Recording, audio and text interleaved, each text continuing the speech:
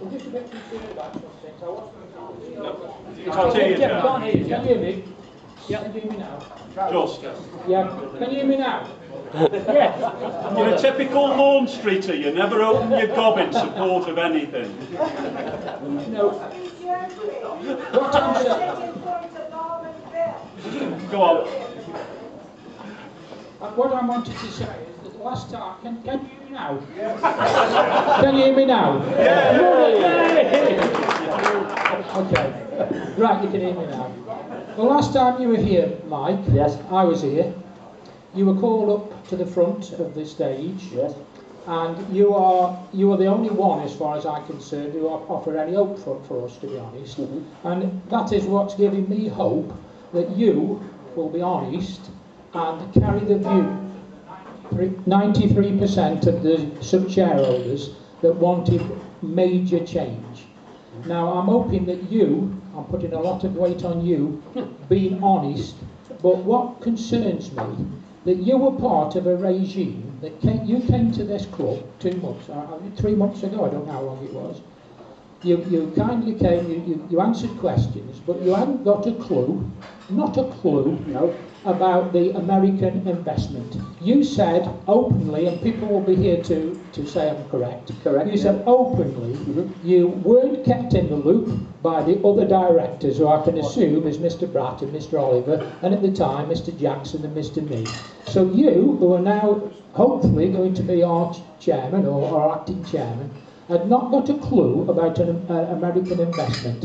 And now I suspect you were telling us that that's the best thing for the football club, when at that time you've got several millionaires, local men, lining up to put their money into this football club and treated like dirt. Aye, Mr. Chowdhury at Burnley and what have you. So don't tell me that you've been kept in the loop by your fellow directors. I know Mr. Bratt from past experience as a volunteer at the football club for 10 years. There's been no love lost whatsoever between any of you directors, and Mr. Bratt has always said you wanted his job as chairman 3, 4, 5 years ago when you came in 2006, and that was your interest to take over as a chairman. Well, you've actually got your wish now, but I'm hoping that is a benefit to the club, because believe me, this club will not go forward until you still consider the shareholders, and not forgetting the 80% of supporters that are not shareholders for whatever reason. Perhaps they can't afford it, but they do pay season tickets or just come to the match day and pay their match day fee. But don't forget, it isn't just about shareholders, but don't forget you are also in a position where you've got a vote of no confidence in you at the election, and that's including your 30% on block votes. You've got a vote still over your head of no confidence, and yet you are telling somebody like Mark Sims what he must do and what he can't say and how he must go about things. He hasn't got a vote of no confidence over him. He was elected legitimately by the supporters. Yes. So that's one. I also want to ask Mr. Dickey if there's any possibility that Mr. Dickey might become a director, to fudge the foursome or the quorum, if you're short, because circumstances don't quite meet the circumstances, like we did with Mickey Adams. So could Mr. Dickey say whether he has any plans himself, as Bill was the chief executive and also a director? At this stage I have no plans to be a director. However, in the future I may well apply to the shareholders to be voted onto the board. That may happen, but the one thing's for certain is that I'll have to fill the criteria of the articles before I can do that. And at this stage, I don't. So, you know, as we sit here today, there's no intention for me to join the board of directors. Jeff, could I just respond to you? Sorry, could I just respond to you a little bit about at the last meeting? And you were saying I didn't know anything about it. What I said at that meeting was, and I was asked, what did I know about Emeriturf? And I said, I do not know the details. They were asking me about the size of the company and that sort of thing. And I hadn't got that information.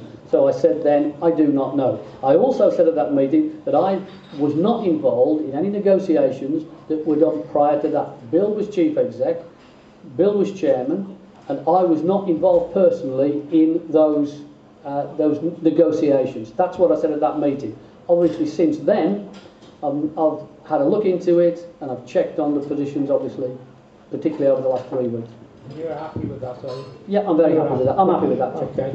Can I also say to Mr. Dickey, we're having great difficulties at the moment in raising the final few pennies for the, well, a few £1,000 actually for the statue. I don't want to say too much and disturb. I don't want to disturb the situation because I do believe that you probably want to go forward like Mike does and cooperate with the supporters.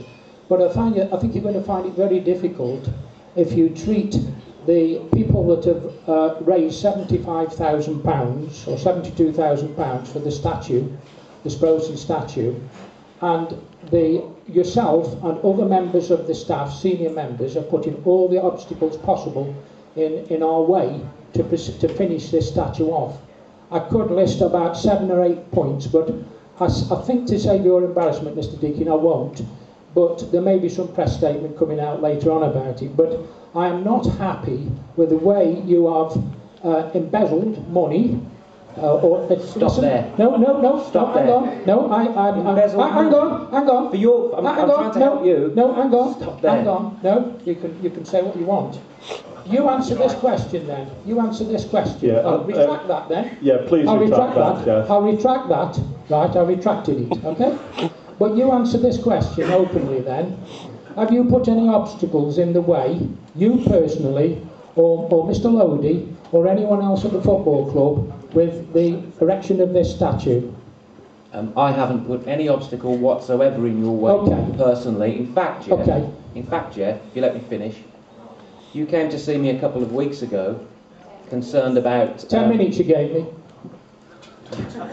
If I remember correctly, you said, well, I'm done and that's fine, thank you very much indeed, I really appreciate your help. No, I didn't. No, I didn't say that at all. That's words you're putting to the audience. No, I'm sorry, Jeff, you did. No, you have said to me several times you'll phone me, get in touch. In fact, I've had a word with you before the meeting. I wasn't going to bring this up. I can't believe that I've had meetings, I've had discussions with you on two occasions. I've had a discussion with Mr. Bedding, a discussion with Paula Jones, a discussion with Bill Bratt, a discussion 2 or 3 times with Steve Speed, and not one person has got back to me about the situation with the flags, which the Prosen Fund are running the flags. I'm spearheading that project. You know full well what I'm talking about. And the recent incidents have just confirmed what I'm saying.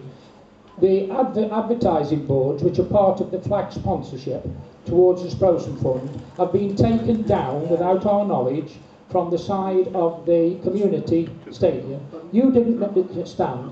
You didn't know anything about it an hour ago when I spoke to you. I still don't, Jeff. No, you should have done, because somebody in your staff has taken down advertising boards which are still under contract with the supporters club and the Sprosen Fund.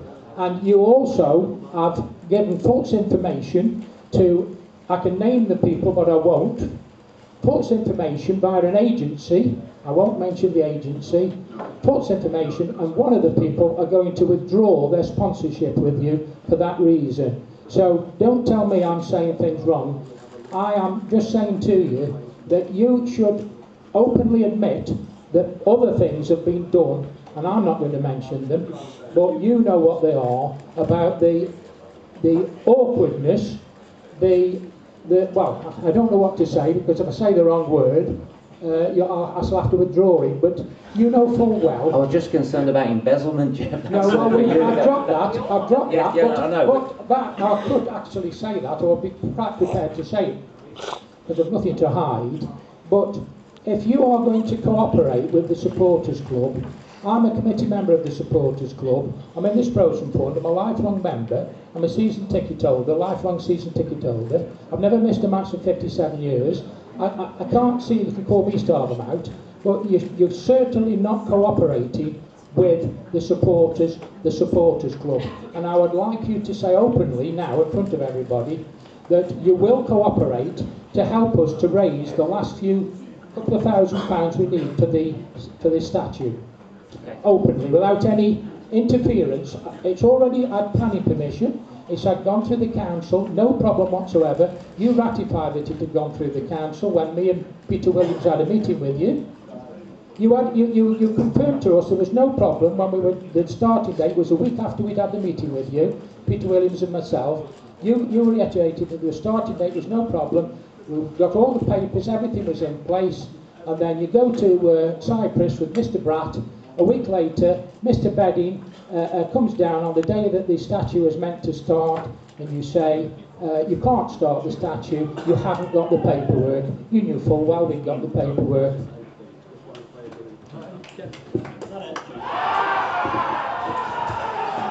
Oh dear me. That sounds like bad news.